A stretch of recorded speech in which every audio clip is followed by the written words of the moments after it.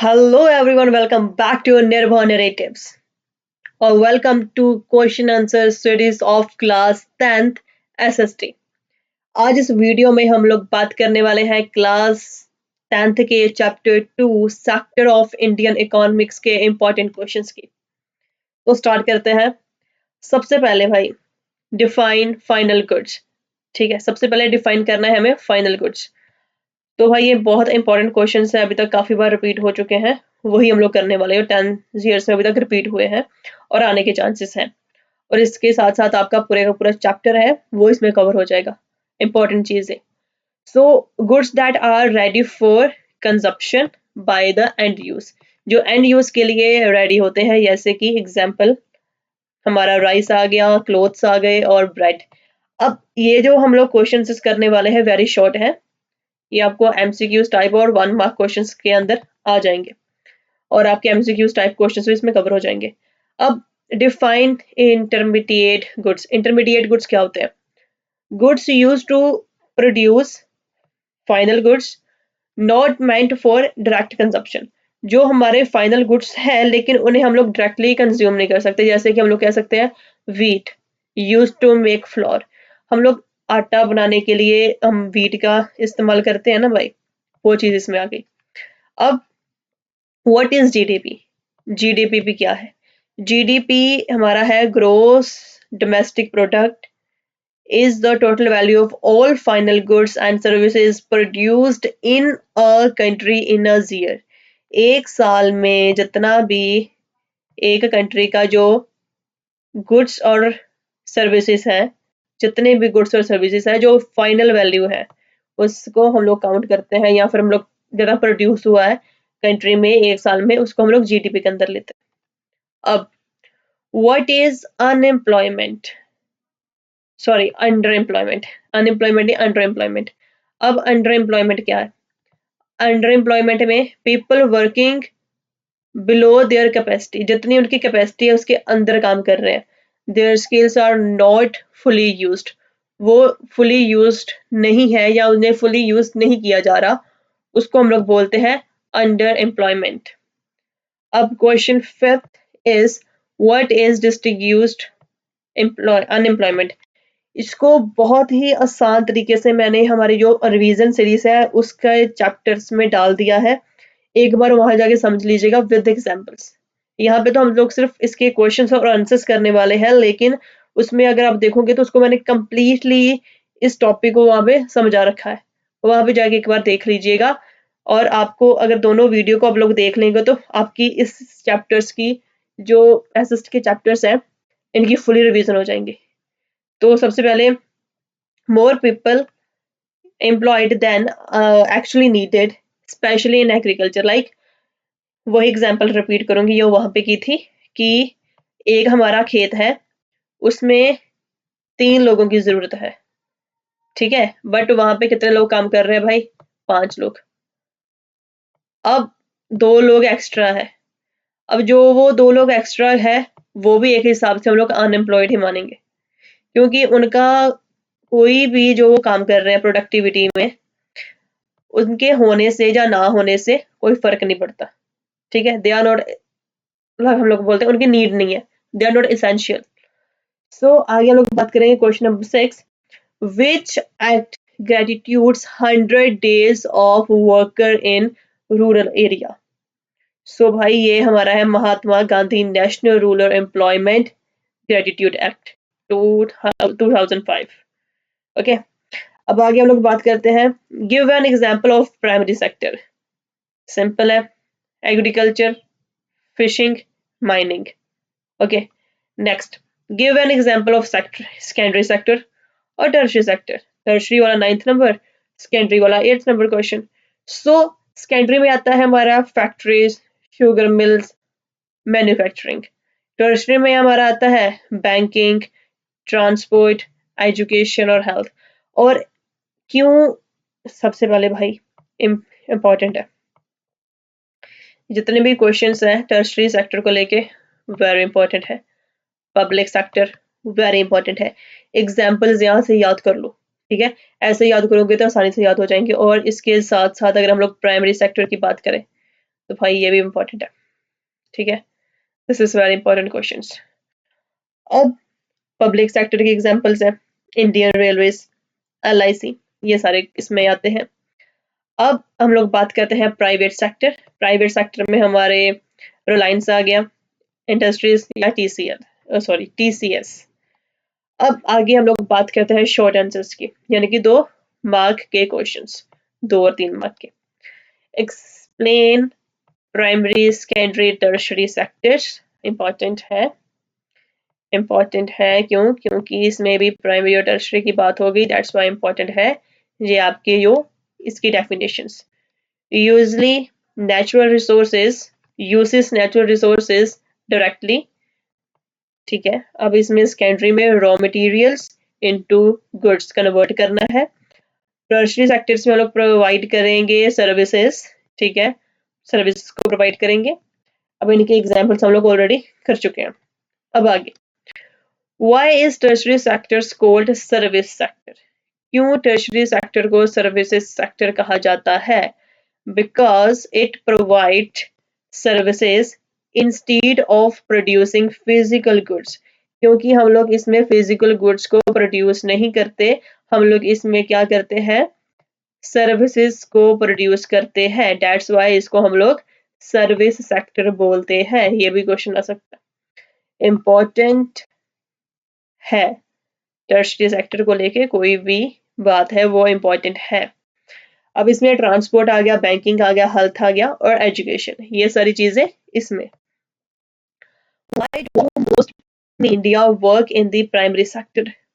चलो भाई, ये भी अभी उसमें बात की थी उस वीडियो में, यहाँ पे भी वही आ गई कि क्यों जो लोग हैं इंडिया में वो बहुत ज्यादा प्राइमरी सेक्टर पे डिपेंड है। क्यों? क्योंकि रूरल एरियाज में वहां पे पॉपुलेशन ज्यादा है, विलेजेस में पॉपुलेशन बहुत है, ठीक है।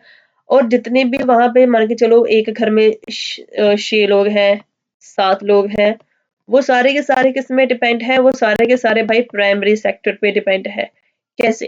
क्योंकि वो सारे के सारे एग्रीकल्चर पे डिपेंड है, ठीक है। बहुत कम है जिसमें लोग बाहर गए हैं, अब्रॉड गए हैं या कोई और काम कर रहे हैं, ठीक है। एग्रीकल्चर पे डिपेंड है, वही आ गया। और स्किल्स भी भाई लेस रिक्वायर इन सारी एक्टिविटीज के लिए।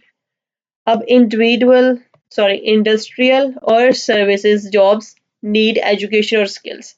अब वो लोग कम पढ़ते हैं, कम पढ़े लिखे होते हैं, दैट्स व्हाई वो एग्रीकल्चर में ज्यादा जाते हैं, ठीक है। और इंडस्ट्री में काम करने के लिए या सर्विसेज करने के लिए, जॉब्स में या गवर्नमेंट जॉब्स करने के लिए दे नीड हायर एजुकेशन, और वो इलाका इतना डेवलप्ड नहीं होता, that's why they are depend on agriculture और प्राइमरी सेक्टर। अगर वहां पे अच्छे से डेवलपमेंट हो, ज्यादा डेवलपमेंट हो, so they will come in the other sectors. So आगे बात करते हैं, this is important, this one is important, organised, ठीक है। Organised sector is important. अब इसमें हम लोग बात करेंगे, डिफरेंस भी आ सकता है इनका, अच्छे से देख लेना। सबसे पहले हम लोग बात करें जॉब सिक्योरिटी की। ऑर्गेनाइज्ड सेक्टर में जॉब सिक्योरिटी है, लेकिन यहाँ पे नहीं है, अनऑर्गेनाइज्ड सेक्टर में नहीं है। और वर्किंग आवर देख लें तो यहाँ पे फिक्स्ड है, लेकिन अनऑर्गेनाइज्ड में इरेगुलर हो सकते हैं।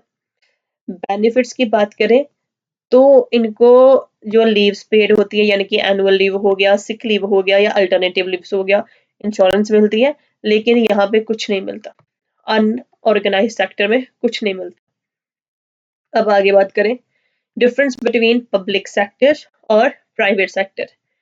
इसके फीचर्स, ओनरशिप यानी कि गवर्नमेंट, यहाँ पे इंडिविजुअल हो सकता है या फिर क्या कह सकते हैं कंपनी के अंदर काम कर रहे होते हैं। अब इनका एम क्या है? अब इनके एम की बात करें, पब्लिक सेक्टर का एम होता है वेलफेयर, ये प्रॉफिट पे काम नहीं करते, लेकिन प्राइवेट सेक्टर किस पे काम करता है? प्रॉफिट पे काम करता होता है, दे नीड प्रॉफिट। अब इसमें एग्जांपल ले लें, इंडियन रेलवेज और रिलायंस। अब हम लोग बात करेंगे question number 6, 2 ways to reduce unemployment in village area या फिर रूरल एरिया। सबसे पहले, प्रमोट स्किल डेवलपमेंट प्रोग्राम्स, ठीक है। इनकरेज स्मॉल स्केल इंडिविजुअल्स या फिर इंडस्ट्रीज इन विलेज। भाई इंडस्ट्रीज लगाओ, जितनी ज्यादा इंडस्ट्रीज लगेंगी, फैक्ट्रीज लगेगी, उतना वो इलाका क्या करेगा, ग्रो करेगा। ठीक है, सॉरी ये यूं हो गया, उतना वो इलाका अच्छे से काम करेगा। एक्सपैंड एम्प्लॉयमेंट ग्रेटिट्यूड स्कीम्स, इस स्कीम के बारे में भी पढ़ चुके हैं, ऐसी स्कीम्स भाई लाओ। अब आगे लॉन्ग आंसर्स की बात करते हैं, यानी कि जो 4 से 5 मार्क के अंदर आएंगे। Explain the role of tertiary sector in India. Important, okay, सारे के सारे क्वेश्चंस इंपॉर्टेंट, लेकिन जिन पे मैं स्पेशल इंपॉर्टेंट लिखवाऊं वो बहुत इंपॉर्टेंट है, मोस्ट इंपॉर्टेंट है। Provides essential services like transport, banking, health, education. अब टर्शियरी सेक्टर का प्राइमरी और सेकेंडरी से क्या वास्ता है, ये उस वीडियो में बता दिया है, जिसमें हम लोग इसकी रिवीजन कर चुके हैं चैप्टर की, उसमें देख लीजिएगा। अब support primary sector services, support primary sector and secondary sector by providing services, ये बात कर चुके हैं। अब rapid growth due to rising income and demand for services, demand बढ़ रही है सर्विसेज की, इनकम राइज हो रही है, इसकी वजह से ग्रोथ हो रही है। अब how is GDP, how is GDP calculated using the 3 factors या फिर 3 sectors? So भाई सबसे पहले आता है GDP, final goods and services. यहाँ पे भी बात आए ऐसे लंबे क्वेश्चंस में अगर पूछ लो हाउ इज GDP कैलकुलेटेड, भाई सबसे पहले डेफिनेशन दे दो ताकि आपके क्वेश्चन के आंसर्स की लेंथ बढ़ जाए। अब ओनली फाइनल गुड्स काउंटेड होती है इसमें, जो फाइनल हमारा गुड होता है या फिर हमारी जो फाइनल चीज है उसको ही हम लोग इसमें काउंट करते हैं। अवॉइड टू डबल काउंटिंग, हम लोग डबल काउंटिंग नहीं करेंगे, ठीक है, उसको अवॉइड करने के लिए फाइनल गुड्स को ही हम लोग काउंट करेंगे। सम ऑफ कंट्रीब्यूशन, जितना कंट्रीब्यूशन का सम है for primary plus secondary plus tertiary sector, इनका सम कैलकुलेट जो करते हैं हम लोग, कंट्रीब्यूशन है, इनको ऐड करके हम लोग अपना GDP निकाल लेंगे। Explain ways to reduce unemployment, sorry underemployment, underemployment को कैसे रिड्यूस करें। सबसे पहले improve rural infrastructure like storage और बाकी की चीजें, irrigation, and encourage small industries in villages, provide education and skill training, and expand employment guarantee schemes. Okay, अब इनकी बात करते हैं कि difference between sectors based on ownership and employment. ठीक है, सबसे पहले फीचर्स की बात करते हैं और इसमें लोग बात करेंगे public sector, private sector, organised and unorganised sector. So ownership public में गवर्नमेंट की होती है, इसमें इंडिविजुअल होता है या कंपनीज होती है, इसमें बोथ सेक्टर्स, कोई भी सेक्टर हो सकता है, पब्लिक भी हो सकता है और प्राइवेट सेक्टर भी हो सकता है। सो ये दोनों सेक्टर इस दोनों में आ जाएंगे। ठीक है, अब आगे बात करें तो जॉब सिक्योरिटी पब्लिक सेक्टर में हाई है, प्राइवेट में लो है, अभी ऑर्गेनाइज में बढ़ चुके हैं, अभी है, अनऑर्गेनाइज में पड़ा है, भी नहीं है। बेनिफिट्स की बात करें वेलफेयर, फिक्स सैलरीज, प्राइवेट में बात करें तो प्रॉफिट ओरिएंटेड, इसमें हम लोग बात करें ऑर्गेनाइज्ड में तो पेड लीव्स, इंश्योरेंस, और अनऑर्गेनाइज्ड में कुछ भी नहीं है। एग्जाम्पल की बात करें पब्लिक में रेलवेज आ गया इंडिया की, और प्राइवेट में रिलायंस इंडस्ट्री आ गई, और ऑर्गेनाइज्ड में गवर्नमेंट जॉब्स और डेली वेजेस जो हमारे लेबर्स होते हैं वो। और सबसे आखिरी में हम लोग बात करेंगे हाई जो टिप्स फॉर बोर्ड एग्जाम। सबसे पहले memorize table and example, easy marks. अगर आप जैसे हम लोगों ने ये टेबल बना रखा है ऐसे बनाओगे, इसमें एग्जाम्पल्स डालोगे, भाई इजीली नंबर मिल जाएंगे। और की टर्म्स याद रखने हैं, जैसे GDP स्कीम्स की हो गई, या फिर अंडर एम्प्लॉयमेंट हो गया, डिस्ट्रीब्यूस्ड अनएम्प्लॉयमेंट हो गया, ये सबको अच्छे से याद रखना है।